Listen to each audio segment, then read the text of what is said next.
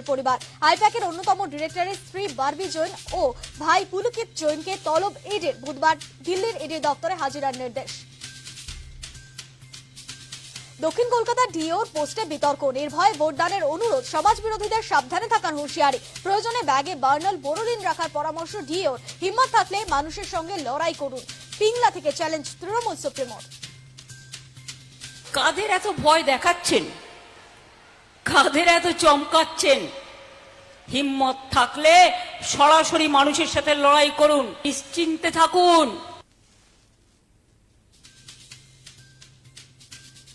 কান খুলে শুনে রাখো হুমায়ুন, বাংলায় কোনো বাবরি মসজিদ হবে না। মানিকচক থেকে হুঙ্কার অমিত শাহ। বাবরি ইস্যুতে শাহের নিশানায় মমতা, অভিষেকও। বাবরি মসজিদ বানানোর স্বপ্ন 5 তারিখ চুরমার হয়ে যাবে, হুঁশিয়ারি স্বরাষ্ট্রমন্ত্রীর।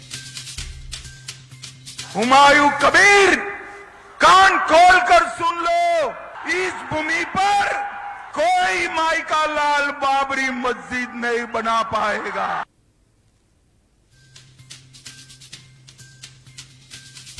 বঙ্গে ভোট প্রচারে রাহুল গান্ধী। একই দিনে 3 জেলায় সভা রাহুলের। রাজ্য শিল্প নিয়ে বাম তৃণমূল বিজেপিকে একযোগে আক্রমণ।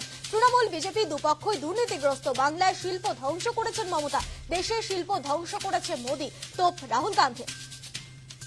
বিজেপির ব্যানার পতাকা ছেড়ার অভিযোগে উত্তপ্ত ভবানীপুর। যদুবাবু বাজারের কাছে উত্তেজনা। এন্টালিতে বিজেপি প্রার্থী প্রিয়াঙ্কা টিব্রেওয়ালের প্রচারে বাধা। তৃণমূলের বিরুদ্ধে হামলার অভিযোগ বিজেপি প্রার্থী। দফায় দফায় উত্তেজনা। ফের বরানগরে তুলকালাম পরিস্থিতি। তৃণমূল বনাম বিজেপির সংঘর্ষে উত্তেজনা। বিজেপির সভা শেষে পুলিশের উপস্থিতিতেই মারধরের অভিযোগ। প্রতিবাদে বরানগর থানার সামনে বিক্ষোভ। সজল ঘোষের নেতৃত্বে বিক্ষোভ বিজেপির।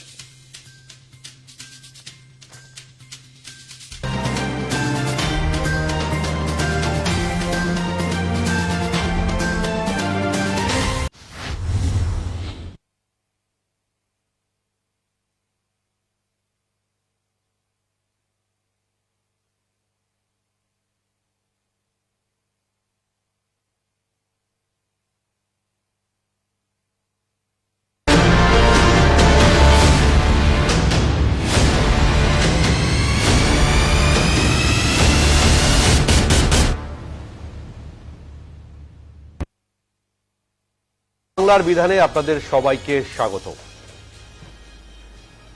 ভোটের মুখে কয়লা পাচার মামলায় নয়া মোড়। ইডির হাতে গ্রেপ্তার আইপ্যাকের সহ প্রতিষ্ঠাতা অন্যতম ডিরেক্টর ভিনেশ চান্ডল। আপনাদের সবাই নিশ্চয়ই মনে আছে, বছরের শুরুতে 8ই জানুয়ারি এই কয়লা দুর্নীতি পাচার মামলায় ইডি রেড করেছিল এই আইপ্যাকেরই আরো একজন অন্যতম কর্ণধার প্রতীক জৈনের বাড়িতে এবং অফিসে।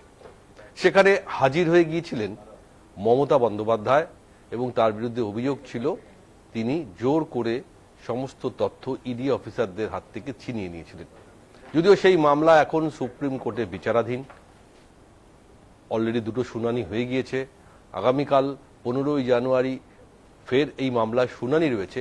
কিন্তু তার আগে ইডি এই দীনেশ চান্ডেলকে গ্রেপ্তার করার পর এই তদন্ত থেকে অনেক চাঞ্চল্যকর তথ্য উঠে আসছে। এই দীনেশ চান্ডেলের বিরুদ্ধে যে অভিযোগ রয়েছে সেটা খুব মারাত্মক। হাওলার মাধ্যমে প্রায় 50 কোটি টাকা বেআইনি লেনদেন করেছেন এই দীনেশ ভান্ডাল, এবং যা এই আইপ্যাকের অ্যাকাউন্ট থেকেই হয়েছে। এছাড়াও গত 8ই জানুয়ারি যখন ইডি রেড করেছিলেন প্রতীক জৈনের বাড়ি এবং অফিস, অর্থাৎ আইপ্যাকের অফিসে, তারপর দিল্লি অফিস থেকে সমস্ত কর্মীদের এই দীনেশ চান্ডেল নির্দেশ দিয়েছিলেন সমস্ত তথ্য যাতে ডিলিট করে দেওয়া হয়। এটা আরো গুরুতর অভিযোগ। এবং 28শে মার্চ দিল্লি পুলিশ এফআইআর এর ভিত্তিতে মামলা করে এই ইডি, এবং তার পরবর্তীকালে এই তদন্ত করতে গিয়েই দীনেশ চান্ডেলের নাম আসে এবং তাকে গ্রেপ্তার করা হয়। আদালতে তাকে পেশও করা হয়। 10 দিনের জন্য ইডি রিমান্ড তাকে দেওয়া হয়েছে। ফলে বলা যেতেই পারে যে মামলা নিয়ে আমরা আলোচনা করছিলাম, ভোটের মুখে হঠাৎ করেই ইডির এই তৎপরতা রাজনৈতিক শিবিরে একটা বড় চাঞ্চল্য তৈরি হয়েছে। যদিও তৃণমূলের তরফ থেকে অভিষেক বন্দ্যোপাধ্যায় গোটা ঘটনায় ফের একবার কেন্দ্রীয় সরকার এবং কমিশন এবং এজেন্সিকে তোপ দেখেছেন। তাই শুরুতে আজকে প্রথম আমরা প্রতিবেদন দেখব এবং তারপরে আমরা আলোচনা শুরু করতে পারি। এই সঙ্গে আরও একটা জিনিস অ্যাড করে দিই, শুধু দীনেশ চ্যানেল নয়, আগামীকাল দিল্লির সদর অফিসে ইডির সেখানে প্রতীক জৈনের ভাই এবং তার স্ত্রীকেও জেরার জন্য ডেকে পাঠিয়েছে ইডি অফিসিয়ালটা। ফলে বোঝাই যাচ্ছে যে আগামীকাল এই মামলা ওঠার আগে আরো নতুন কোনো তথ্য সামনে বেরিয়ে আসার একটা সম্ভাবনা রয়েছে। তাই প্রথম প্রতিবেদন।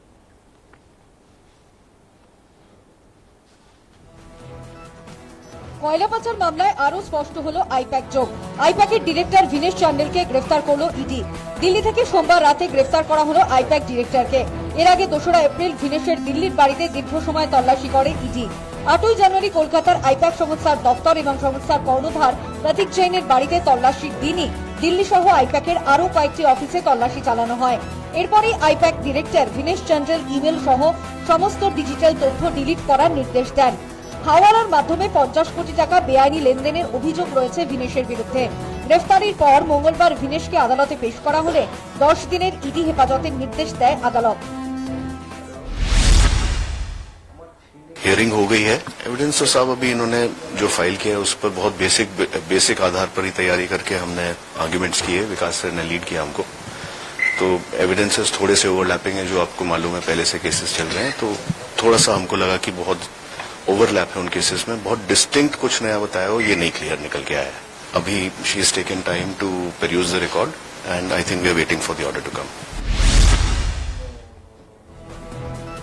এবছরের 8ই জানুয়ারি কলকাতায় আইপ্যাক সংস্থার অফিস এবং সংস্থার কর্ণধার প্রতীক জৈনের বাড়িতে তল্লাশি চালায় ইডি। কিন্তু তল্লাশি অভিযানের মাঝপথেই মুখ্যমন্ত্রী মমতা বন্দ্যোপাধ্যায় সেখানে প্রবেশ করেন এবং hard disk, mobile phone, file নিয়ে বেরিয়ে আসেন। সেই সংক্রান্ত মামলা এখন সুপ্রিম কোর্টে বিচারাধীন। ভিনেশ চান্ডেল গ্রেফতারের পর এক্স হ্যান্ডেলে পোস্ট করে প্রতিবাদ জানিয়েছেন অভিষেক বন্দ্যোপাধ্যায়। অভিষেক লেখেন, এটি গণতন্ত্র নয়, ভীতি প্রদর্শন। ভোটের 10 দিন আগে ভিনেশের গ্রেফতারি শুধু উদ্বেগজনক নয়, এটি প্রতিযোগিতার সমস্ত ধারণাটিকেই নাড়িয়ে দিয়েছে। আপনি যদি বিরোধীদের সঙ্গে কাজ করেন তাহলে আপনি পরবর্তী নিশানা হতে পারেন। যাদের বিরুদ্ধে গুরুতর দুর্নীতির অভিযোগ তারা দল পরিবর্তন করলেই সুরক্ষা পান। ইসিকে একদিকে অর্থাৎ ইলেকশন কমিশনকে একদিকে ব্যবহার করা, তার নিরপেক্ষ চরিত্রটাকে ধ্বংস করে দেওয়া, আর ঠিক আর একদিকে এই ইডি এবং অন্য নিরপেক্ষ সংস্থাগুলোকে একেবারে নিজের জন্য ব্যবহার করা। আজকে যেভাবে আপনারা এই নিরপেক্ষ সংস্থাগুলোকে কাজে লাগাচ্ছেন নিজেদের রাজনৈতিক যে দুরভিসন্ধি সেগুলোকে চরিতার্থ করার জন্য, সেটা ঘৃণ্য। এবং আমরা বলতে চাই এটা করবেন না, এটা করবেন না। ইলেকশনের 10 দিন আগে এই ধরনের নানা রকম ঘটনা ঘটিয়ে ভাবছেন যে হেনস্থার শিকার করবেন, এটা হবে না।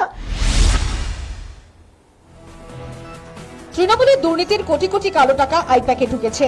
দোষ করলে গ্রেফতার হতেই হবে, একযোগে সরব তৃণমূল বিরোধীরা।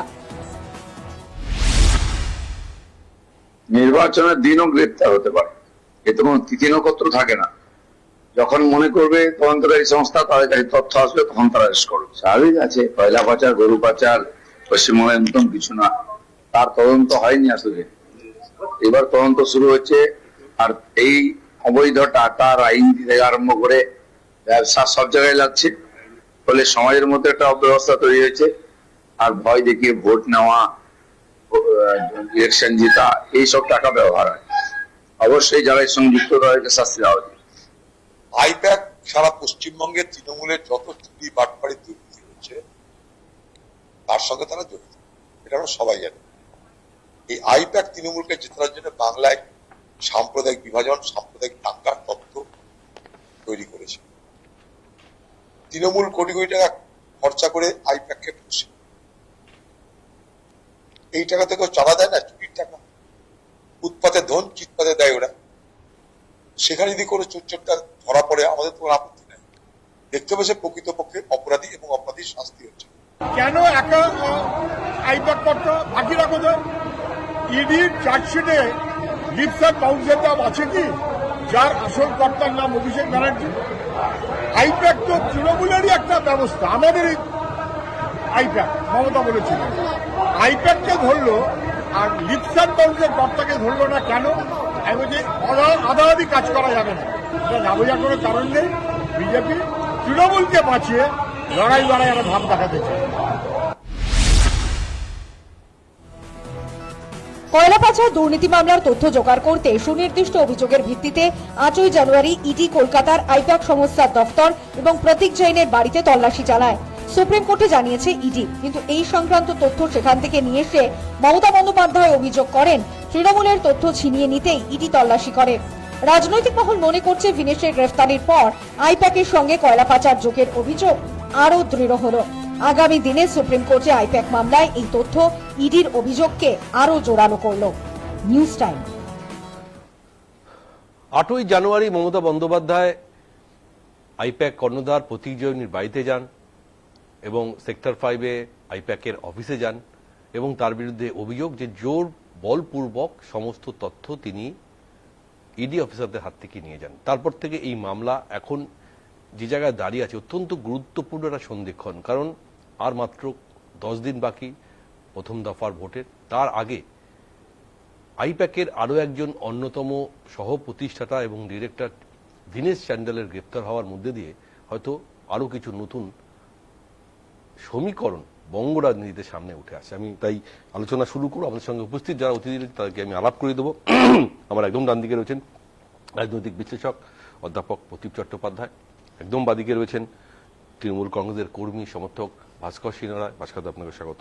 আমার সঙ্গে রয়েছেন কংগ্রেসের মুখপাত্র অ্যাডভোকেট আসফাক আহমেদ। আসফাক সাহেব, আপনাকেও স্বাগত আমাদের অনুষ্ঠানে। আমার সঙ্গে রয়েছেন বিজেপির মুখপাত্র সুকান্ত সাহা।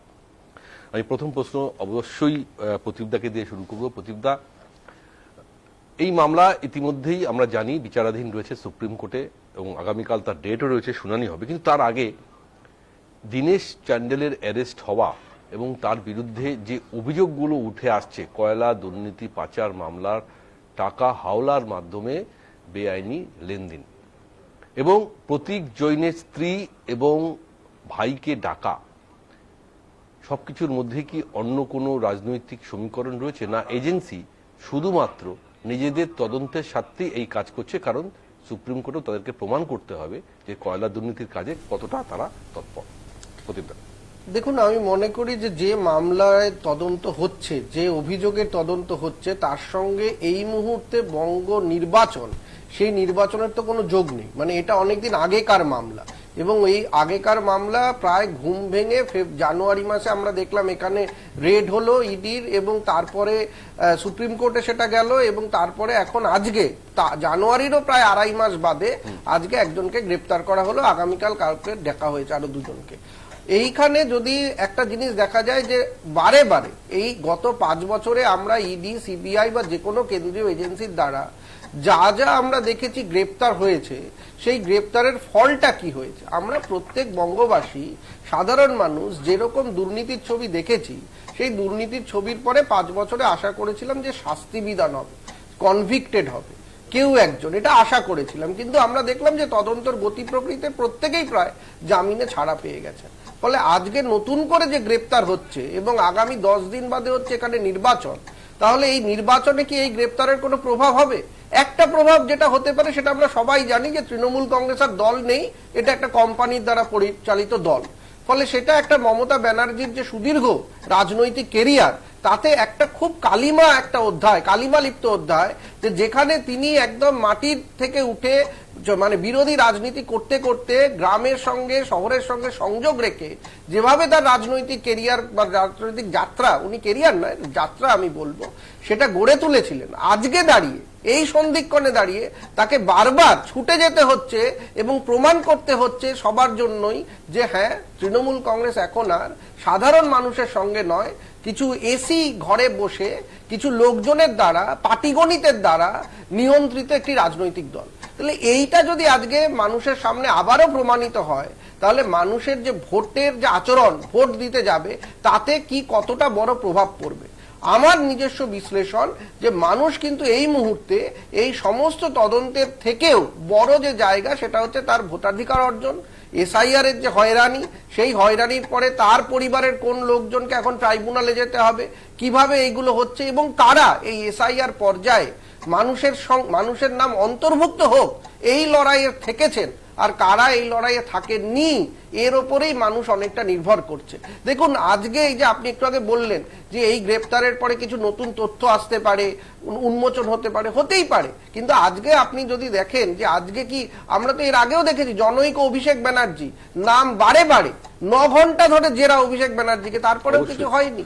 ফলে আজকে নতুন তথ্য এসে যখন হচ্ছে গিয়ে প্রায় ইলেকট্রাল রোল ফ্রিজ হয়ে গেছে, আবার সেখানে ট্রাইব্যুনাল হচ্ছে, মানুষের সামনে আর মাত্র 10টা দিন আছে, তার নতুন কি তথ্যে একমাত্র মুখ্যমন্ত্রী বা অভিষেক ব্যানার্জি গ্রেপ্তার ছাড়া আমরা মনে করি না তৃণমূল কংগ্রেস ইনভলভ হয়েছে, এইটা ইডি প্রমাণ করতে পারে। বেশ বেশ দারুণ বিশ্লেষণ করেছেন। আমি ভাস্করদার কাছে, ভাস্করদা এর আগে বিনয় মিশ্রকে ইডি ধরার চেষ্টা করেছিল, কিন্তু এই মুহূর্তে তিনি দেশের বাইরে ভারতীয় আছে, এখন ধরতে পারেননি। কিন্তু অভিষেক বন্দ্যোপাধ্যায়ের বিরুদ্ধে বারবার ইডি অভিযোগ করেছে কয়লা পাচার মামলা, এবং তাকে অনেকবার জেরাও করা হয়েছে। কিন্তু আইপ্যাক মামলায়, সেই কয়লা পাচার মামলাতে এখন এমনভাবে ইনভলভ, যেটা ইডি তথ্য সামনে উঠে আসছে, যে এবারে ধীরে ধীরে প্রতীক জৈনের পরিবার এবং আইপ্যাকের অন্যান্য যে সহযোগী ডিরেক্টর তারাও কিন্তু জড়িত হওয়ার তথ্য সামনে চলে আসছে। কোথাও কি মনে হচ্ছে যে এই মুহূর্তে কেন্দ্রীয় এজেন্সিকে রাজনৈতিক স্বার্থ চরিতার্থ করার জন্য ব্যবহার করছে?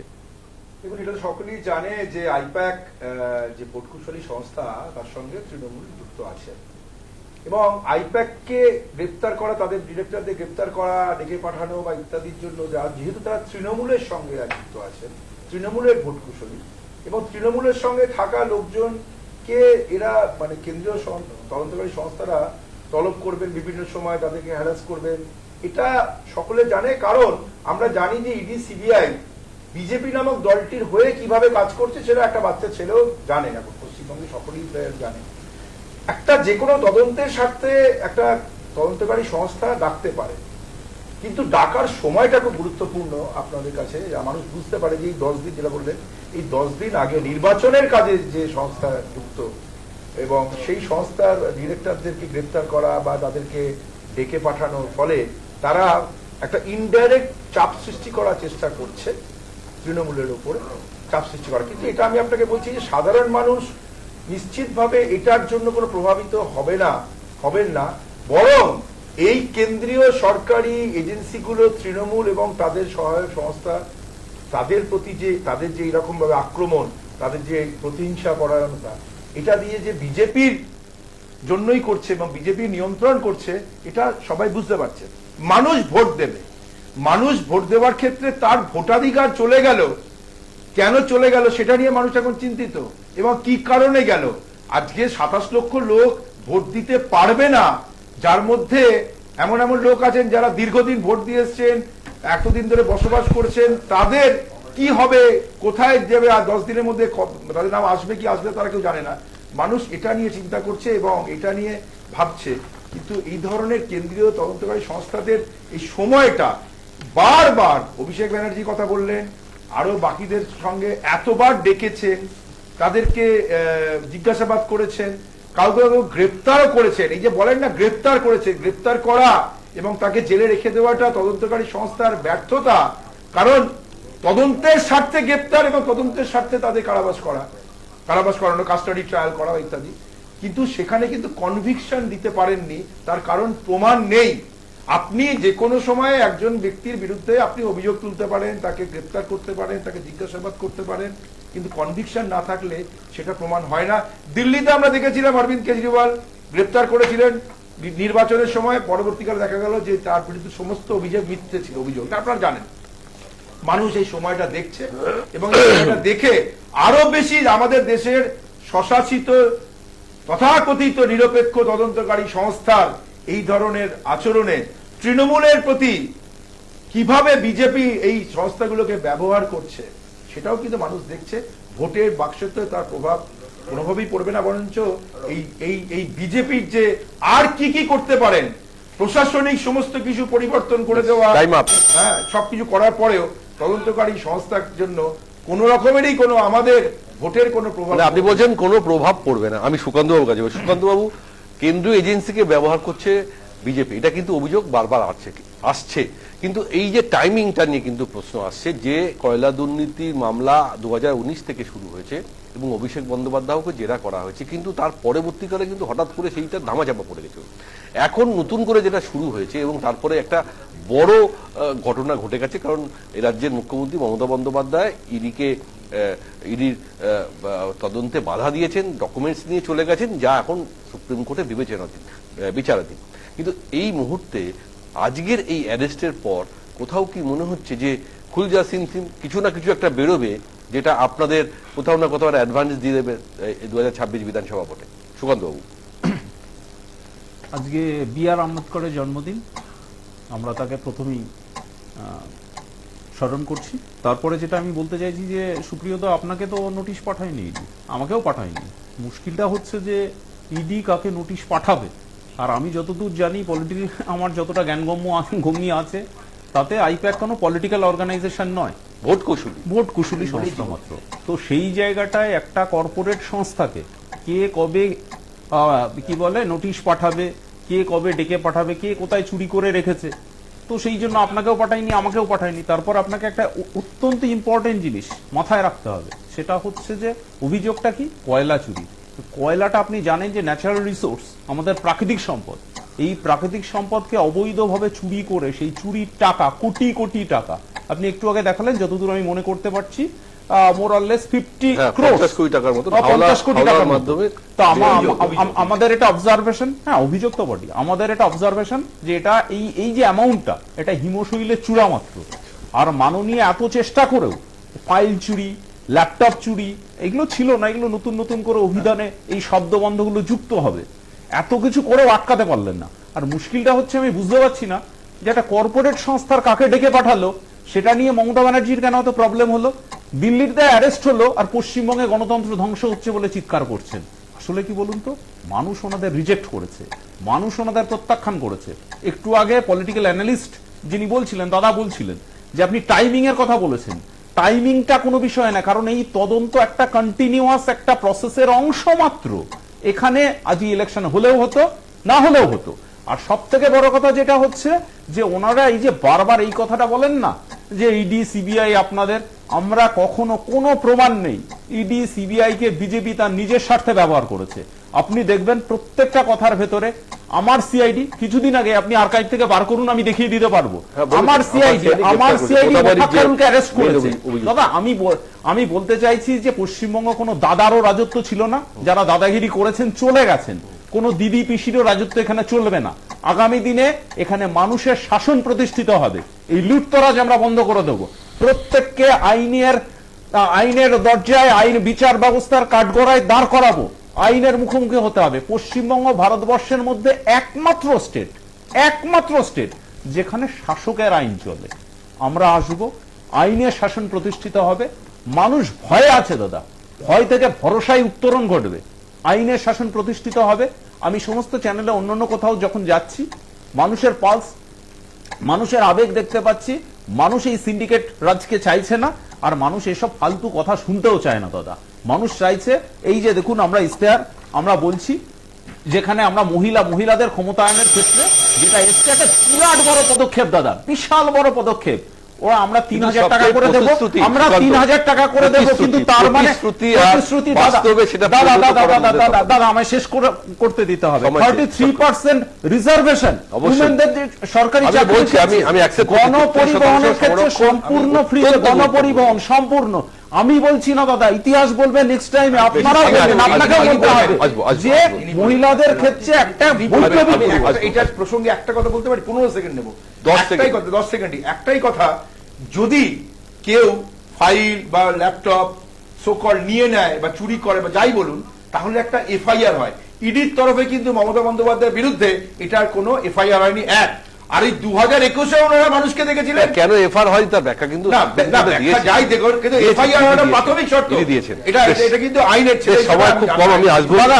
আসলে কি বলুন তো, আইপ্যাক এখানে আমেরিকার ডিপ স্টেটের ভূমিকাটা পালন করছে, যেটা আইপ্যাক সেই ভূমিকাটা পালন করছে। ঠিক। আচ্ছা, আশফাক আহমেদ সাহেব, এই যে বর্তমানে যে ঘটনাটা নিয়ে আমরা আলোচনা করছি, আইপ্যাক মামলা, যেটা সুপ্রিম কোর্টে বিচারাধীন এবং আগামীকাল তার হিয়ারিংও রয়েছে, যেখানে মমতা বন্দ্যোপাধ্যায়কে মেন অভিযুক্ত করেছে ইডি, এবং তারপরে এই ওদের সহযোগী সহ প্রতিষ্ঠাতা এবং ডিরেক্টর তাকে গ্রেপ্তার করা, আইপ্যাকের প্রধান কর্ণধার প্রতীক জৈনের পরিবারকে ডাকা, সব মিলিয়ে কোথাও কি মনে হচ্ছে যে রাজনৈতিক ভাবে একদম কোণঠাসা করে দেওয়া হচ্ছে তৃণমূলকে?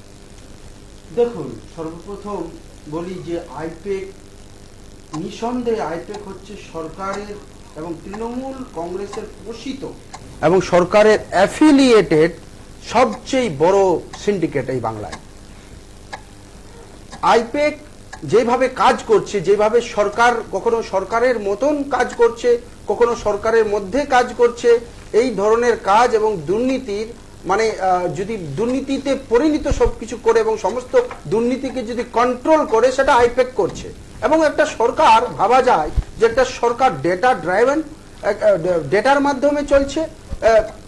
এইভাবে আমরা, এটা আমাদের স্পষ্ট মত যে আইপ্যাক হচ্ছে সিন্ডিকেট এবং এই আইপ্যাক দুর্নীতিগ্রস্ত, এবং তৃণমূল সরকার এবং ভারতীয় জনতা পার্টি, দুই পার্টি হচ্ছে দুর্নীতিগ্রস্ত, এবং আমরা এই কারণেই একক লড়াই।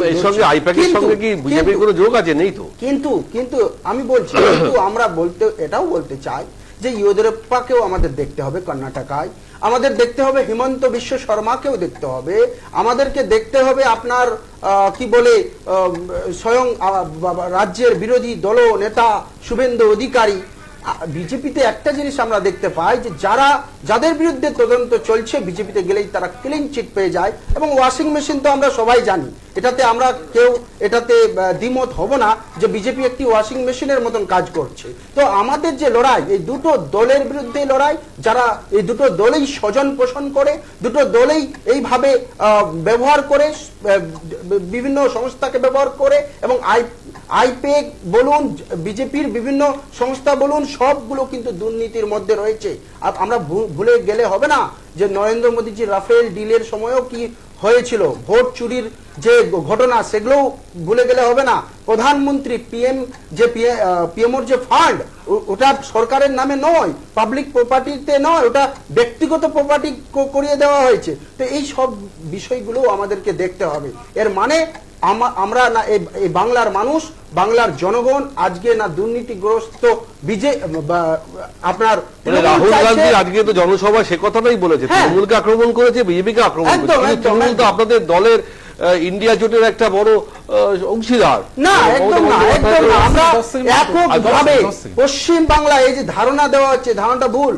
আমাদের পশ্চিমবাংলায় এককভাবে দুই দলের বিরুদ্ধে আমরা লড়ছি, বিভাজনকারীদের বিরুদ্ধেও লড়ছি, সবচেয়ে বড় দুর্নীতিবাজদের যারা যেই জায়গাটা ঠিকানা হয়ে যায়। হেমন্ত বিশ্ব শর্মার ব্যাপারে আমি বলছি তো, আপনি শুভেন্দু অধিকারীর বিরুদ্ধে এখনো অ্যাকশন হলো না কেন? তদন্ত বন্ধ হয়ে যাচ্ছে কেন? কি কারণ আপনি বলুন না। তো ভারতীয় জনতা পার্টি হচ্ছে এখনই এই যে আইপ্যাকের কি সংস্থার নামের যে বললেন, যার নাম বললেন, যে নাকি অ্যারেস্ট করা হয়েছে, উনি যদি এখন বিজেপিতে চলে যায় তো ক্লিন চিট পেয়ে যাবেন, ওয়াশিং মেশিন হয়ে যাবেন। বেশ, এটা আপনাকে এটাও বলতে হবে যে আইপ্যাক যখন প্রশান্ত কিশোর চালাতো 2024-এর আগেও কিন্তু এই আইপ্যাককে পাওয়ার জন্য রাহুল গান্ধী ব্যক্তিগতভাবে তার সঙ্গে অনেকগুলো রাজনীতিতে হয়তো আইপ্যাকের ভূমিকা অত্যন্ত গুরুত্বপূর্ণ, কারণ নরেন্দ্র মোদীর 2014 সালে ভোট কৌশল ছিল এই আইপ্যাক। সুপ্রিয়া, একটুখানি মনে করিয়ে দিই আপনাকে, সুনীল কানমুল্লি মানে ওনার ডেপুটি ছিলেন, প্রশান্ত কিশোরের ডেপুটি, তিনি কংগ্রেসের হয়ে কাজ করেছেন। দাদা তথ্যটা জেনে আসুন। আমরা তথ্য জানি। আরেকটা জিনিস আমি উত্তর দিয়ে দিতে চাই,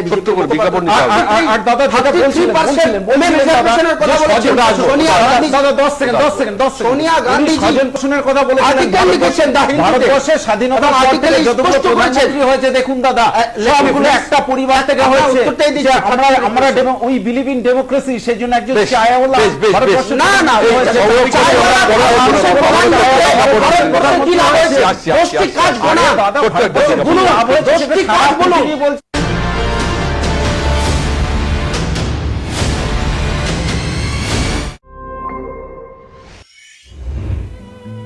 কিংবদন্তি গায়িকা আশা ভোসলের প্রয়াণে স্তব্ধ সঙ্গীত জগৎ।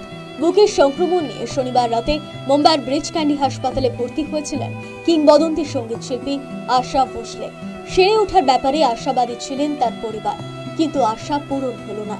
রবিবার সুরলোকে পাড়ি দেন কিংবদন্তি সঙ্গীত শিল্পী আশা ভোসলে। সোমবার সকাল 11টা থেকে অনুরাগীদের জন্য বাড়িতে শ্রদ্ধা জানানোর ব্যবস্থা করা হয়। সেই মতোই এদিন সকাল 11টা থেকে বিকেল 3টে পর্যন্ত তার মরদেহ শায়িত ছিল লোয়ার প্যারেলের কাসা গ্র্যান্ডে।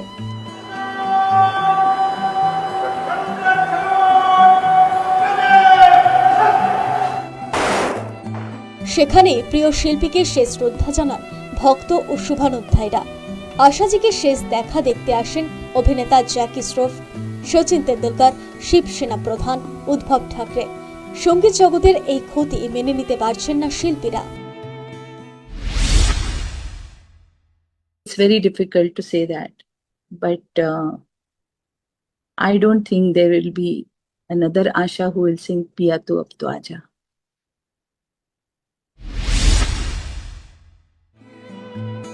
বিকেল 4টে মুম্বাইয়ের শিবাজি পার্কে সম্পন্ন হয় তার শেষকৃত্য।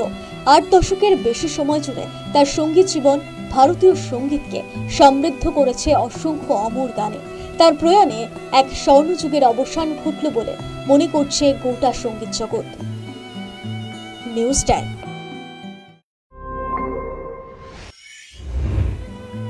কিংবদন্তি গায়িকা আশা ভোসলের প্রয়াণে স্তব্ধ সঙ্গীত জগৎ। বুকের সংক্রমণ নিয়ে শনিবার রাতে মুম্বাইয়ের ব্রিজ ক্যান্ডি হাসপাতালে ভর্তি হয়েছিলেন কিংবদন্তি সঙ্গীত শিল্পী আশা ভোসলে। সেরে ওঠার ব্যাপারে আশাবাদী ছিলেন তার পরিবার, কিন্তু আশা পূরণ হল না। রবিবার সুরলোকে পাড়ি দেন কিংবদন্তি সঙ্গীত শিল্পী আশা ভোসলে। সোমবার সকাল 11টা থেকে অনুরাগীদের জন্য বাড়িতে শ্রদ্ধা জানানোর ব্যবস্থা করা হয়। সেই মতোই এদিন সকাল 11টা থেকে বিকেল 3টে পর্যন্ত তার মরদেহ শায়িত ছিল লোয়ার প্যারেলের কাসা গ্র্যান্ডে।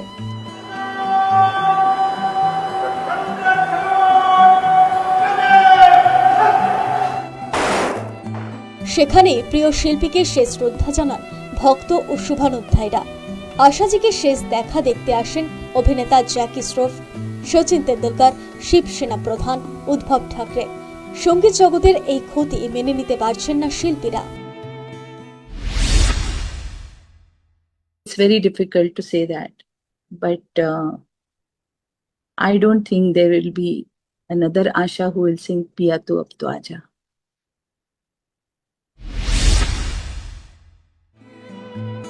বিকেল 4টে মুম্বাইয়ের শিবাজি পার্কে সম্পন্ন হয় তার শেষকৃত্য।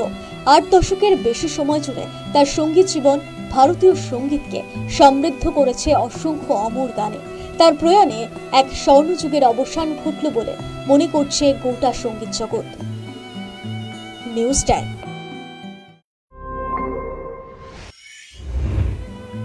কিংবদন্তি গায়িকা আশা ভোসলের প্রয়াণে স্তব্ধ সঙ্গীত জগৎ। বুকের সংক্রমণ নিয়ে শনিবার রাতে মুম্বাইয়ের ব্রিজ ক্যান্ডি হাসপাতালে ভর্তি হয়েছিলেন কিংবদন্তি সঙ্গীত শিল্পী আশা ভোসলে। সেরে ওঠার ব্যাপারে আশাবাদী ছিলেন তার পরিবার, কিন্তু আশা পূরণ হল না। রবিবার সুরলোকে পাড়ি দেন কিংবদন্তি সঙ্গীত শিল্পী আশা ভোসলে।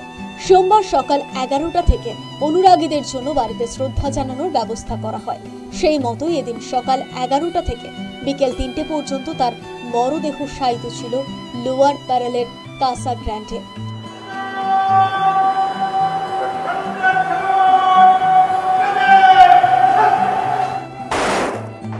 সেখানে প্রিয় শিল্পীকে শেষ শ্রদ্ধা জানান ভক্ত ও শুভানুধ্যায়ীরা। আশাজিকে শেষ দেখা দেখতে আসেন অভিনেতা জ্যাকি শ্রফ, সচিন তেন্ডুলকর, শিবসেনা প্রধান উদ্ধব ঠাকরে। সঙ্গীত জগতের এই ক্ষতি মেনে নিতে পারছেন না শিল্পীরা। It's very difficult to say that, but I don't think there will be another Asha who will sing Piya Tu Ab To Aaja.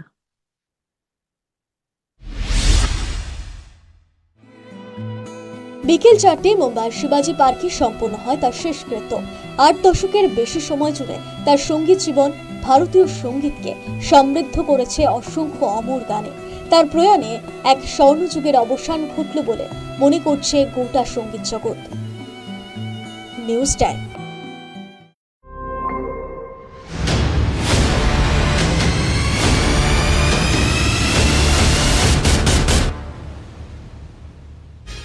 ফিরে এলাম বিজ্ঞাপন বিরতির পর। আমি অন্য একটি টপিকে যাব, তবে তার আগে আইপ্যাকের বিষয়টা নিয়ে আরো একটু চর্চা করতেই হচ্ছে। আমি প্রদীপদার কাছে যাব। প্রদীপদা, আইপ্যাক একটা ভোট কুশলী সংস্থা যাদের যথেষ্ট সুনাম রয়েছে এবং সুনামের সঙ্গে তারা কাজও করেছে। আমার মনে আছে 2014 সালে যখন প্রথম নরেন্দ্র মোদীর কেন্দ্রীয় সরকার হিসেবে বা কেন্দ্রে সরকার গড়লেন, ঠিক ওই সময় তার ভোট স্ট্র্যাটেজিতে প্রধান এবং অন্যতম মুখ ছিল প্রশান্ত কিশোর। সেই প্রশান্ত কিশোর ধীরে ধীরে বাংলায় ঢুকলেন, বাংলায় তৃণমূলকে 2021-এর বিধানসভা নির্বাচন জিতালেন, তারপরে নিজে রাজনীতিতে নেমে গেলেন, সব ঠিক আছে। কিন্তু আজ সেই সংস্থা এমন একটা কালো দাগের মধ্যে পৌঁছে গেল, মানে এমন কালো দাগ তাদের সংস্থায় লেগে গেল যে একটি কয়লা পাচার দুর্নীতি মামলায় তাদের নাম চলে এলো এবং সেখানে প্রতীক জৈন বলুন বা ভিনেশ চান্ডাল বলুন, তারা অন্যতম ডিরেক্টর। এবং শুধু তাই নয়, তার সঙ্গে একেবারে যোগসূত্র হিসাবে সামনে চলে আসছে তৃণমূল দল, যার অন্যতম নেত্রী সুপ্রিমো মমতা বন্দ্যোপাধ্যায় এবং অভিষেক বন্দ্যোপাধ্যায়। কোথাও কি মনে হচ্ছে না যে এই ভোট কুশলী যারা স্ট্র্যাটেজি হিসাবে কাজ করে তাদের কাজের পরিসরটা অনেক ছোট হয়ে গেল এবং পরবর্তীকালে এদের কাজের ক্ষেত্রে আর কোনো দল হয়তো ভরসা করবে না, এবং যতটা না আইপ্যাকের ক্ষতি হলো, তৃণমূলে আমার মনে হয় তার থেকে বেশি ক্ষতি হয়েছে। এই বিশ্লেষণটা একটু জানতে চাইব। দেখুন, আমার মনে হয় আইপ্যাকের মতো সংস্থাদের কোনো অসুবিধা নেই। তারা বিভিন্ন জায়গায় বিভিন্ন সময় কাজ করেছে এবং আগামী দিনেও কাজ করবে।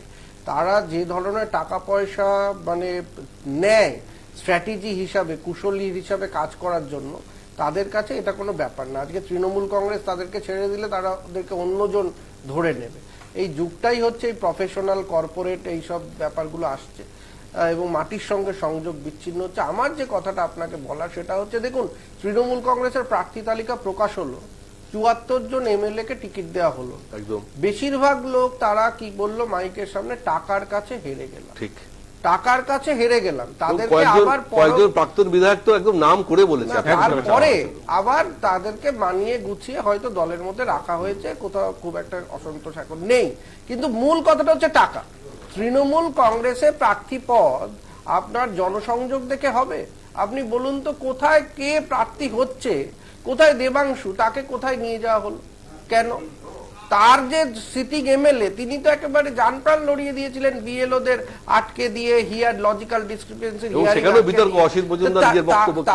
তিনি তো বলছেন যে আমি দলের কাজ করেছি। ফারাক্কায় সেখানেও একই ব্যাপার। ফলে দলের কাজ যারা করছে, দলের কথা মতো যারা কাজ করছে, তারা টিকিট পাচ্ছে না। ফলে প্রার্থী পদ কি হবে এটা সার্ভের উপরে নির্ভর করে। তাহলে সার্ভে রাজনৈতিক সার্ভে নয়, কর্পোরেট সার্ভে। ফলে এই জায়গাটা আজকে তৃণমূল কংগ্রেসের জন্য সত্যি, আমি আগেও বললাম, খারাপ লাগছে যে শুধু আজকে আইপ্যাক কালিমা লিপ্ত হচ্ছে না, তৃণমূল কংগ্রেস কালিমা লিপ্ত হচ্ছে। এবং আইপ্যাকের জন্য যত লড়াই তৃণমূল কংগ্রেস করবে, তত এই কালিমাটা তাদের উপরে আরো বেশি লাগবে। যেখানে মমতা ব্যানার্জি আছে সেখানে আইপ্যাকের কি দরকার? নাকি ব্যাটনটা এখন মমতা ব্যানার্জির থেকে অভিষেক ব্যানার্জির হাতে পুরোপুরি চলে গেছে, মমতা ব্যানার্জি শুধুমাত্র মুখ, আসলে পুরো ব্যাপারটাই চালাচ্ছেন অভিষেক ব্যানার্জি, যিনি পুরোটাই কর্পোরেট রাজনীতির উপরে বিশ্বাস করেন। ফলে মমতা ব্যানার্জির রাজনীতি বনাম অভিষেক ব্যানার্জির রাজনীতি, এই দ্বন্দ্বে তৃণমূল কংগ্রেস ব্যাহত হচ্ছে, আঘাতপ্রাপ্ত হচ্ছে এবং আইপ্যাকের উপরে ঝাঁপান। আপনি বলুন, 98 সালে কোথায় আইপ্যাক ছিল? 2011 সালে কোথায় আইপ্যাক ছিল? আইপ্যাকের দরকার কি যেখানে মমতা ব্যানার্জি আছেন? এই জায়গাটাই আজকে আমাদের পশ্চিমবঙ্গের রাজনীতিতে বড় একটা প্রশ্ন তুলে দিচ্ছে তৃণমূল কংগ্রেসের নেতৃত্ব নিয়ে, তার জনসংযোগ নিয়ে। এবং এই যে একটাও সমীক্ষা আপনারা দেখবেন যে অনেক সমীক্ষা বিভিন্ন প্রাইভেট এজেন্সি করছে, কেউ তৃণমূল কংগ্রেসকে 250টা পাবো, 226টা পাবো এর সঙ্গে রাখছেই না। ফলে এই জায়গায় কেন পাবে না? যদি আজকে প্রত্যেকটা আসনে মমতা ব্যানার্জি প্রার্থী হন, তাহলে তাদের তো গভীরভাবে বিশ্লেষণ করা উচিত যে এই জায়গায় তাদের এই ধরনের আইপ্যাকের উপরে ভরসা কেন করতে হচ্ছে। ভাস্করদা, এই যে অভিযোগগুলো তুললো এবং যে বিশ্লেষণটা প্রদীপদা করলো, এত কেন নির্ভরশীল আইপ্যাকের উপরে? তৃণমূলের মতন একটা দল যেখানে সাংগঠনিক ভাবে এত শক্তিশালী, সেখানে একটা ভোট কুশলী সমস্ত দল পরিচালনা করবে এবং তার হাতে রাজ থাকবে হচ্ছে অভিষেক বন্দ্যোপাধ্যায়। সময় দেবে, এটা খুব গুরুত্বপূর্ণ বিষয়। দেখুন, এই যে আইপ্যাকের অন্তর্ভুক্তি নিয়ে অনেকের কাছে অনেক রকমের ধারণা হয়, কিন্তু আইপ্যাকে প্রশান্ত কিশোর একটা ইন্টারভিউতে বলেছিলেন যে আমরা কোনোদিনও কিন্তু নির্বাচন জেতানোর কাজ করি না, সেখানে একটা মুখ ইমেজ তৈরি করি না। আজ আপনি যেটা বলছিলেন, 1998 সালে সোশ্যাল মিডিয়া ছিল না, প্রচারের ধরন ডিজিটাল মিডিয়া, আপনার স্লোগান বিভিন্ন সময়ে, এটা কিন্তু শুধু আবেগ নয়। এবং শুধুমাত্র বামফ্রন্টের মতো দল, সিপিএম, তারাও কিন্তু তাদের মতন করে কিছু প্রত্যেকটা কিছু দলের তো আমি আইটি সেল বলছি। আছে, IT সেল। প্রত্যেকটা এবার না, দল IT তাহলে তাহলে আবার আলাদা করে আমরা আইপ্যাক কেন? এক মিনিট, আমরা দেখছি যে 98 এর নির্বাচন আর 2026 বা 11 বা 16 প্রত্যেকটা নির্বাচনের সমীকরণ আলাদা হয় এবং প্রযুক্তির ব্যবহার বারবার যে কথাটা যে উনি বলেছিলেন যে মমতা ব্যানার্জি থেকে প্রযুক্তিগত রাজনীতিবিদ নেই, ফেস টাইমে কথা বলেন, প্রত্যেকটা উনি সবকিছু আছে, জানে, আপডেটেড, তার জন্য আইপ্যাক কেন? ভাস্করদা মানুষ জানতে চাইছে কয়লা চুরির টাকাটা কোথায় গেল? ভাস্করদা কয়লা চুরির টাকাটা কোথায় গেল? মানুষ এটা জানতে চাইছে। আপনি ভোট কুশলী সংস্থা কিছু কিছু ক্ষেত্রে কিন্তু এই যে দুর্নীতির সঙ্গে যুক্ত হয়ে যাওয়া, এটা আপনার টাকাটা কোথায় গেল বলতে দিন। ডেটা অ্যানালিসিস এর একটা সিস্টেম, ডেটা অ্যানালিসিসটা কি, কোন অঞ্চলে কত ভোটার, কোথায় কি, এই ব্যাপারগুলো কিন্তু আগে ছিল না। আপনার এখন কোন জায়গায় নির্বাচনে গেলে ডেটা অ্যানালিসিস করা হয়, অবশ্যই সেখানে মানছি। প্রার্থীদের সমস্ত বড় বড় রাজনৈতিক দলের কাছে এটার সঙ্গে কিন্তু এর ডিপার্টমেন্ট আছে। এখন অভিষেক বন্দ্যোপাধ্যায় কিন্তু বলেছে যে তৃণমূলের সহায়ক ভূমিকা নেওয়া, সমর্থক হতে পারেন, তার পক্ষের কোন লোক, তাদেরকে এই কেন্দ্রীয় এজেন্সির মুখে পড়তে হবে।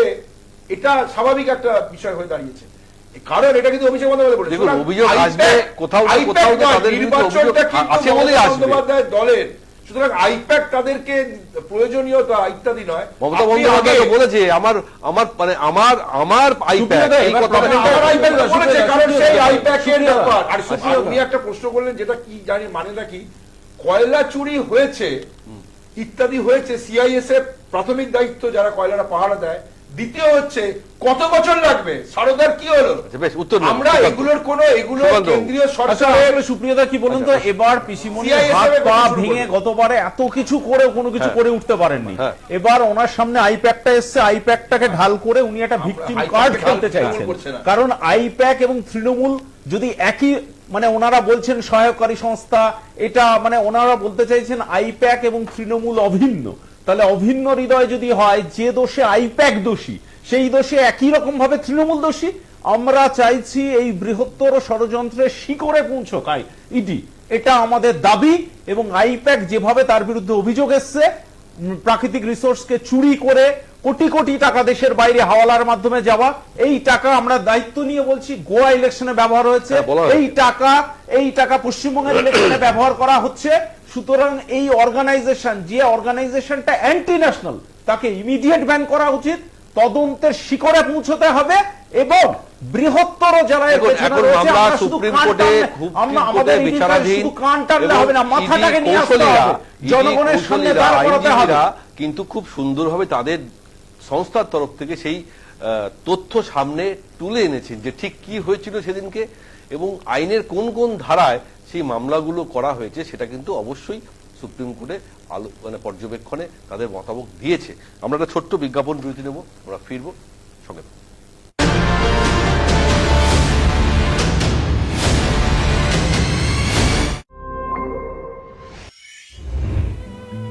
কিংবদন্তি গায়িকা আশা ভোঁসলের প্রয়াণে স্তব্ধ সঙ্গীত জগৎ।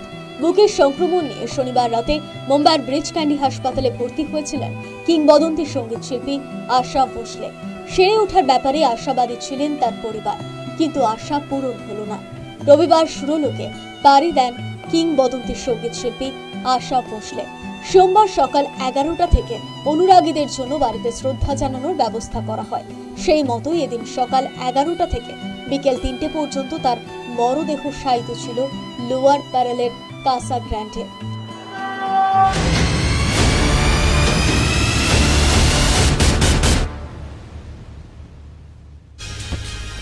আজকে আরো একটি বিষয় নিয়ে আলোচনা না করলেই নয়, সেটি হচ্ছে ভোটের আগে বার্নল আর বোরোলিন ইস্যুতে উত্তপ্ত হয়ে উঠল বঙ্গ রাজনীতি।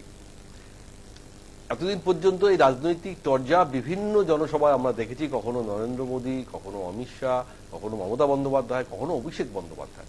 কিন্তু কমিশনের তরফ থেকে, অর্থাৎ সাউথ ক্যালকাটা ডিইও, তিনি যখন এ রাজ্যের গুন্ডাদের উদ্দেশ্যে কিছু বক্তব্য রাখেন এবং সাবধান করে দেন, তারপরে কিন্তু রাজনৈতিক চর্চা আরো বেড়ে যায়। যদিও পাল্টা উত্তর তৃণমূলের তরফ থেকে এসছে। কি বলেছেন, একটি সোশ্যাল মিডিয়ায় পোস্ট করেছেন ডিইও রণধীর কুমার। কি বলেছেন জানেন? সব মা, কাকা, বোন আর ভাইদের নির্ভীকভাবে ভোট দিতে যাওয়ার আহ্বান জানাচ্ছি। তাতে অবশ্য কারো রাগ হতে পারে, গা জ্বলতে পারে। আতঙ্ক সৃষ্টিকারী গুন্ডা, অপরাধী বা লুম্পেনদের সাবধান করা হচ্ছে, আপনারা আপনাদের স্টকে বার্নল আর বোরোলিন মজুদ রাখুন, না হলে উত্তাপ এত বাড়বে যে ভিতর থেকে জ্বলে যাবেন। সারা জীবন মনে থাকবে আইন ভাঙলে এমন অবস্থা করব যে বার্নল আর বোরোলিনেও কাজ হবে না।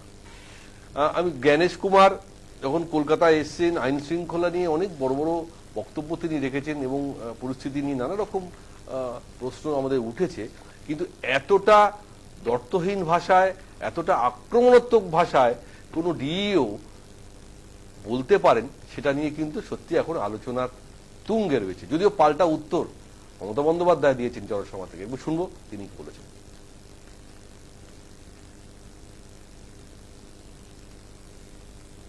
মমতা বন্দ্যোপাধ্যায় যে বক্তব্য রেখেছেন, অর্থাৎ যে রণধীর কুমার যে বক্তব্য সোশ্যাল মিডিয়ায় পোস্ট করেছেন যে বার্নল আর বোরোলিন লাগবে এবং গুন্ডাদের উদ্দেশ্যে বলেছেন, লুম্পেনদের উদ্দেশ্যে বলেছেন, শুনুন কি বলেছেন মমতা বন্দ্যোপাধ্যায়।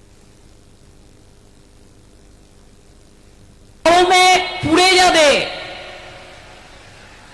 যদি জ্বলে যায় বার্নল রেখে দাও, বোরোলিন রেখে দাও। এই সমস্ত সার্কুলার ইউজ করা হয়েছে। আমি যখন বলছি তখন আমি দায়িত্ব নিয়ে সার্কুলারটা দেখেছি বলেই বলছি।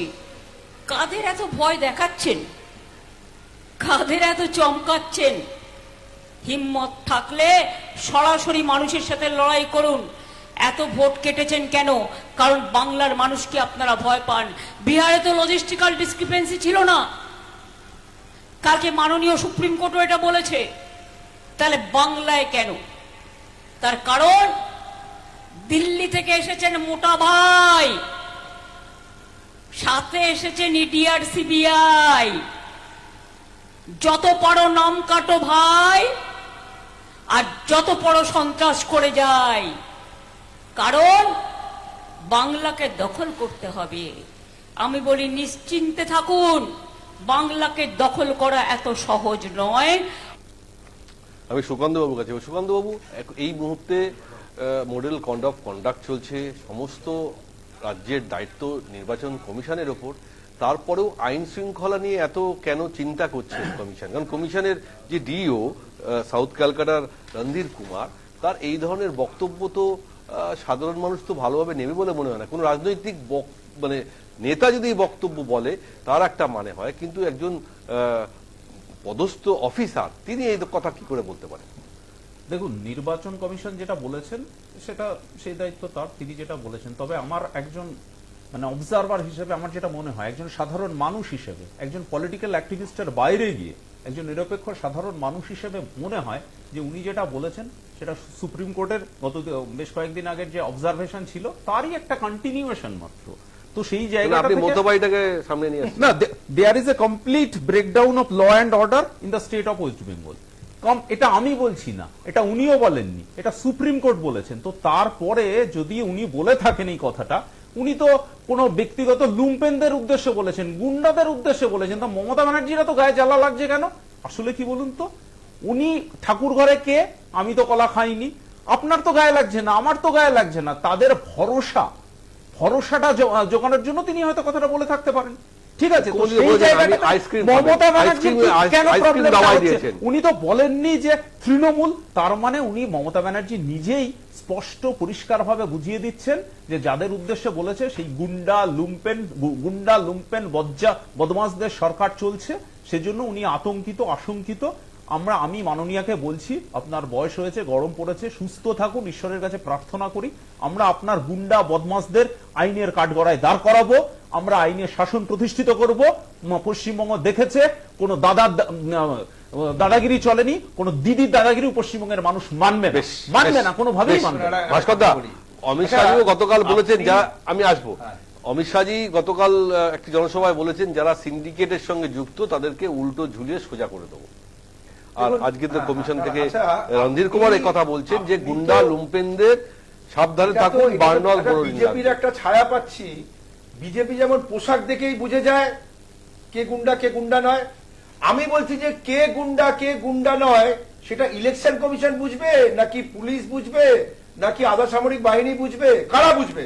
আপনি বলছেন এরকম একটা সন্ত্রাসের পরিবেশ সৃষ্টি করছেন, বার্নল বোরোলিন এই দুটো কি কোনো ভোট উৎসব, নির্বাচন উৎসবে আপনি দাদা আপনাদের সবসময় মমতা ব্যানার্জি প্রত্যেকটা জায়গায় বলছেন প্রতিশোধ নেওয়া হবে, বদলা নেওয়া হবে, আমরা কিন্তু বলতে দিন।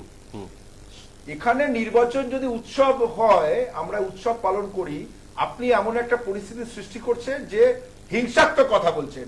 বার্নল তো নিশ্চয়ই মানুষ পুড়ে গেলে বা বিপদ হলে বোরোলিন ব্যবহার করে বা আঘাত লাগলে ইত্যাদি, এটার মধ্যে দিয়ে কি বলেছেন? এটার মধ্যে দিয়ে একটা সন্ত্রাসের পরিবেশ সৃষ্টি করতে যাচ্ছেন আগে, যাতে সাধারণ মানুষ মানে সন্ত্রস্ত হয়ে থাকেন। আপনি বলুন, ইলেকশন কমিশনে আমি শুনলাম মনোজ আগরওয়াল ওনাকে ডেকে পাঠিয়েছেন, তাহলে একজন ডিএ সাউথ তিনি কোন অধিকারে ইলেকশন কমিশনের পারমিশন ছাড়াই কি করেছেন? আর যদি করে থাকে তাহলে এটা বিজেপির নির্দেশিত জায়গায় করেছেন। প্রশ্ন হচ্ছে যে বার্নল বোরোলিন সন্ত্রাস সবকিছু করে আপনি ইলেকশন কমিশন মেনে নিচ্ছেন যেটি রাজনৈতিক দলের ভূমিকা পালন করছে, সেই বিষয়ে প্রশ্ন থাকছে। আমরা আসবো প্রতিদার কাছে যাবো, তার আগে আশফাক আহমেদের কাছে বক্তব্য নেব যে ইলেকশন কমিশনের একজন ডিইও এই কথা কি সত্যি বলা উচিত ছিল? দেখুন, বাংলা তথা ভারতবর্ষে যদি শান্তি কেউ ফিরিয়ে আনতে পারে সেটা হচ্ছে জাতীয় কংগ্রেস। বিজেপি, ভারতীয় জনতা পার্টি এবং টিএমসি এই কংগ্রেসের কটা সিট আছে বলছি 99 আছে, বিজেপির কটা আছে। আমি বলতে চাইছি ভারতবর্ষের সর্বভারতীয় রাজনীতির কথা বলছেন, বাংলায় কটা আসন আছে এই দুই জায়গায় ছিল, সেটাও তো চলে গেছে। আমি একটা বলতে দেন, ভারতবর্ষে শান্তি আনতে পারে জাতীয় কংগ্রেস, কারণ এই বাইনারি পলিটিক্স চলবে না, একই মুদ্রার দুই পিঠ চলবে না। আর তার সঙ্গে ইলেকশন কমিশনকে আরেকটা পিঠ তৈরি করার চেষ্টা করা হচ্ছে। ইলেকশন কমিশনের কর্ম কি? ইলেকশন কমিশন অফ ইন্ডিয়ার কর্ম ছিল ভারতবর্ষের বাংলার নাগরিকদের তাদের ভোটিং রাইট, তাদের ভোটাধিকার রক্ষা করা, তাদেরকে ভোট দিতে পারবে। আপনি ভাবছেন যে প্রায় কত লক্ষ লক্ষ মানুষ ভোট দিতে পারছে না এই নির্বাচনে? এই ভাষা যে বলছে ডিও, এরা ভারতীয় জনতা পার্টি কি করে উত্তর প্রদেশে যেভাবে প্রশাসনিক সংস্থাগুলোকে ইউজ করে এইভাবে বাংলাতেও প্রশাসনিক সংস্থাগুলোকে কন্ট্রোল করছে। বাংলার মানুষ নির্বাচন কমিশনের বিরুদ্ধে অভিযোগ তো বারবার আসছে, তৃণমূল যেমন করছে, কংগ্রেসও করছে।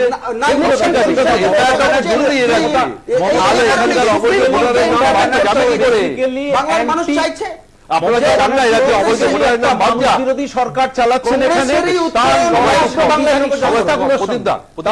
সাংবিধানিক সংস্থাগুলো সংবিধান বলেছিলেন আবার কোথাও ভুল, কিন্তু মঞ্চটা মনে হয় ডিফারেন্স হলে ভালো হতো। কারণ একেবারেই খুব দুর্ভাগ্যজনক মন্তব্য। আমি জানি না যে এই মন্তব্য তিনি নিজে লিখেছেন না তার কোনো অ্যাসিস্ট্যান্ট লিখে দিয়েছেন, আমি জানি না। তবে যিনিই করে থাকুন, যদি ডিও করে, শুধু জিজ্ঞাসাবাদ নয়, তাকে ইমিডিয়েট শোকজ এবং তার শাস্তি বিধান, যাতে এই ধরনের ভাষা প্রয়োগ কেউ না করে। দেখুন, দৃঢ় পদক্ষেপ, নির্বাচন কমিশন দৃঢ় পদক্ষেপ নিক, এটা আমরা সবাই চাই, কিন্তু দৃঢ় পদক্ষেপের সঙ্গে এই ধরনের কুরুচিকর অসাংবিধানিক ভাষা এই প্রশাসনিক পদ থেকে, যেরকম আমরা মমতা বন্দ্যোপাধ্যায়, নরেন্দ্র মোদী বা যে কোনো রাজনৈতিক ব্যক্তিত্ব হলেও একই কথা বলি, আবার সেরকম ভাবেও যখন মডেল কোড অফ কন্ডাক্ট চলছে, যখন প্রত্যেককে আমরা হেট স্পিচ বা কোনো ধরনের উত্তেজনাপূর্ণ মন্তব্য করতে বারণ করছি সবাই, সেই সময় এই ধরনের বক্তব্য আরো উস্কানিমূলক বক্তব্যের তৈরি করতে পারে। যেমন মমতা বন্দ্যোপাধ্যায় নিজেই এর উত্তর দিলেন যে আইসক্রিম দিয়ে দেবেন। ফলে এই ধরনের জিনিস রাজনৈতিক দলের মধ্যে হওয়া বাঞ্ছনীয়, প্রশাসনের মধ্যে যেন না ঢোকে। দৃঢ় পদক্ষেপ, শান্তিপূর্ণ নির্বাচন, না না, আর সেই একই জিনিস তো, একই পাল্টা উত্তর। না না, আমি তো সেটাই বলছি, ইলেকশন কমিশন এই পাল্টা উত্তরের জায়গা করে দিয়েছে, পাল্টা উত্তরের ফলে ইলেকশন কমিশনকে দৃঢ় পদক্ষেপ নিতে হবে, নীরবে নিরবিচ্ছিন্ন ভাবে, যাতে শান্তিপূর্ণ ভোটদান এখানে হয়। দাদা যেটা আমার স্পষ্ট পরিষ্কার ভাবে মনে হয়েছে, এবং এটা আমাদের পার্টিরও বক্তব্য, সেটা ইলেকশন কমিশনের কোনো বক্তব্যের দায় ভারতীয় জনতা পার্টি নেবে না। কিন্তু আমি শুধু এটাই বলেছি যে এটা সামগ্রিক ভয়ঙ্কর, একদম ব্রেকডাউনের ভয়ঙ্কর একটা কি বলবো প্রতিফলন মাত্র। দেশে অর্থনীতি আছে দিন তো আসেনি, পশ্চিম বাংলার মানুষ কি করে বিশ্বাস করবে যে আজকে দিন আসবে? তো বিকল্প না দাদা, আমরা টিএমসি, বাংলায় আগে কংগ্রেসের বিজেপি, বাংলায় আগে কংগ্রেসের অস্তিত্বকে বাঁচাতে হবে, তারপরে বলবে সর্বদলীয় মানুষের কথা তো বলতে রাহুল হবে। গান্ধী আপনাদের যে রাহুল গান্ধী বিজেপিকে বলছেন, মমতা বন্দ্যোপাধ্যায়কে বলছেন। এই কথা মানুষ শুনতে রাজি নয়।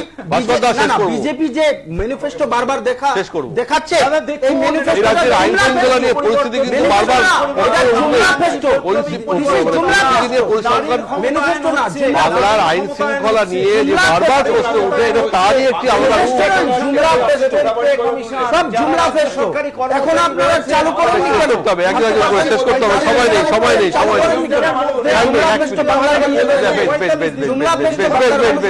ছোট্ট করে 10 সেকেন্ড ছোট করে বললেন যে নির্বাচনে বাংলায় ইলেকশন কমিশন নির্বাচন করতে চলেছেন, যেখানে 27 লক্ষ মানুষ জানেন না কোন কারণে তাদের নাম বাদ হলো, একটা পরিস্থিতি সৃষ্টি, মোথাবাড়ি কথা বলছিলেন না, সাধারণ মানুষ তাদের আইডেন্টিটি ক্রাইসিসের মধ্যে রয়েছেন, যে আমি আগামী দিনে বুঝতে পেরেছি যে আমি ভোট দিতে না, এটা খুব দুর্ভাগ্যজনক। আমি আবারও বলছি, যারা এখনো তাদের নাম বলতে পারেননি, তারা ট্রাইব্যুনালে বিচারের অপেক্ষা। সুপ্রিম কোর্ট বলে দিয়েছে যে বিবেচনাধীন ভোটাররা কেউ ভোট দিতে পারবেন না, তাদের জন্য পরবর্তীকালে কি ভবিষ্যৎ নির্ভর করছে আমাদের তার জন্য অপেক্ষা থাকতে হবে। আমাদের অনুষ্ঠান এখানে শেষ করতে হবে। উপস্থিত সমস্ত অতিথিদের অনেক অনেক ধন্যবাদ। আপনারা দেখতে থাকুন news time, any time, all the time.